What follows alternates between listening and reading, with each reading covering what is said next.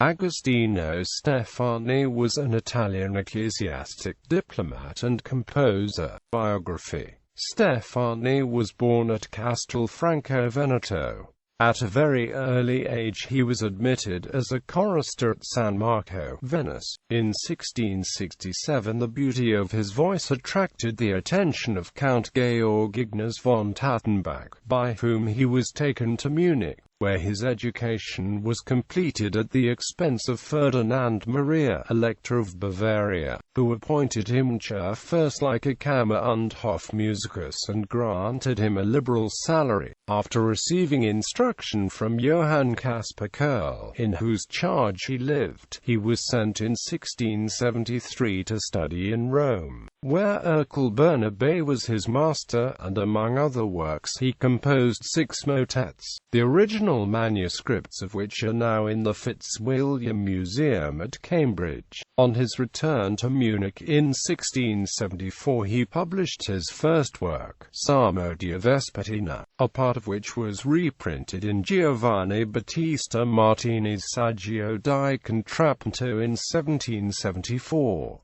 In 1675 he was appointed court organist. The date when he was ordained priest, with the title of Abbate of Leipzig, is not precisely known. His ecclesiastical status did not prevent him from turning his attention to the stage, for which, at different periods of his life, he composed work which undoubtedly exercised a potent influence upon the dramatic music of the period. Of his first opera, Marco Aurelio, written for the Carnival and produced at Munich in 1681. The only copy known to exist is a manuscript score preserved in the Royal Library at Buckingham Palace. It was followed by Salone in 1685, by Audacia e Rispetto, Prerogative d'Amore and Servio Tullio in 1686, by Alarico in 1687, and by Niobe, Regina di Tebe in 1688. Notwithstanding the favour shown to him by the Elector Maximilian Emanuel, he accepted in 1688 the appointment of Kapellmeister at the court of Hanover, where he speedily improved an acquaintance dating from 1681 with Ernest Augustus,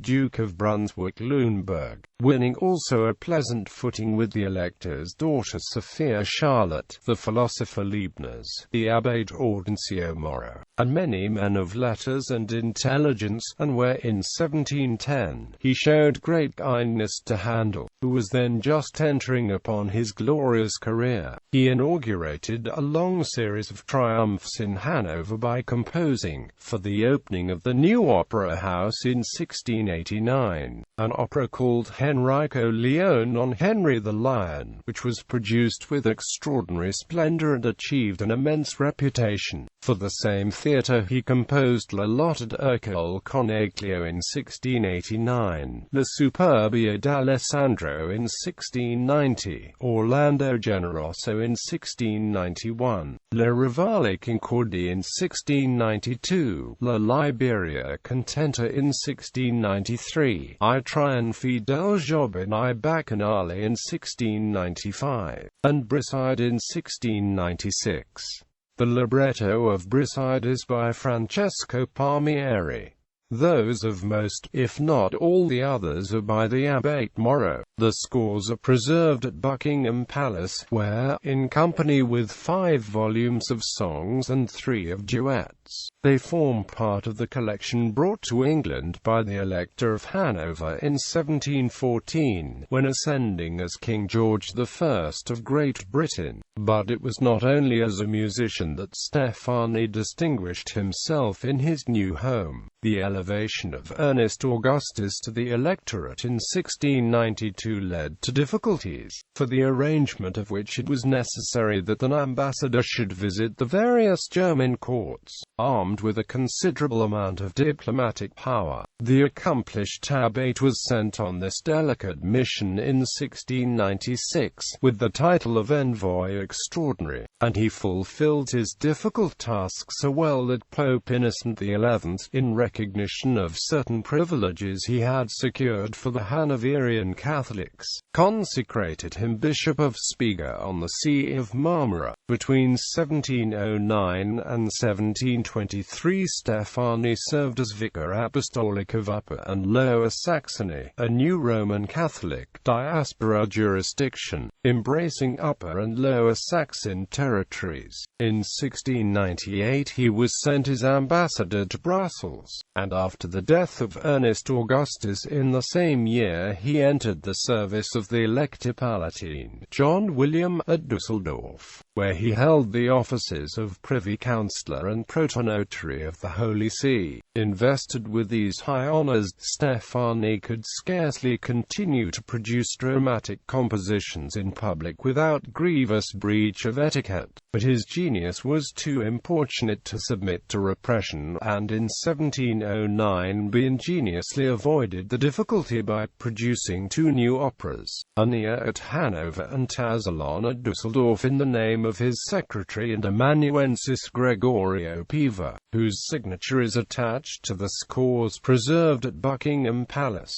Another score, that of Arminio in the same collection, dated Dusseldorf, 1707, and evidently the work of Steffani, bears no composer's name. Steffani did not accompany the Elector George to England, but in 1724 the Academy of Ancient Music in London elected him its honorary president for life, and in return for the compliment he sent the association a magnificent Stabat Mater, for 6 voices, an orchestra, and 3 fine madrigals. The manuscripts of these are still in existence, and the British Museum possesses a very fine confite bore, for 3 voices and orchestra, of about the same period. All these compositions are very much in advance of the age in which they were written, and in his operas Steffani shows an appreciation of the demands of the stage very remarkable indeed at a period at which the musical drama was gradually approaching the character of a merely formal concert, with scenery and dresses. But for the manuscripts at Buckingham Palace these operas would be utterly unknown. But Steffani will never cease to be remembered for his beautiful chamber duets, which, like those of his contemporary Carlo Maria Clari, are chiefly written in the form of cantatas for 2 voices, accompanied by a figured bass.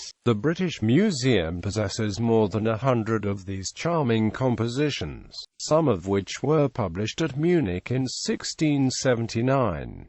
Steffani visited Italy for the last time in 1727, in which year Handel, who always gratefully remembered the kindness he had received from him at Hanover, once more met him at the palace of Cardinal Ottoboni in Rome. This was the last time the 2 composers were destined to meet. Steffani returned soon afterwards to Hanover, and died on the 12th of February 1728 while engaged in the transaction of some diplomatic business at Frankfurt. Steffani stands somewhat apart from contemporary Italian composers in his mastery of instrumental forms.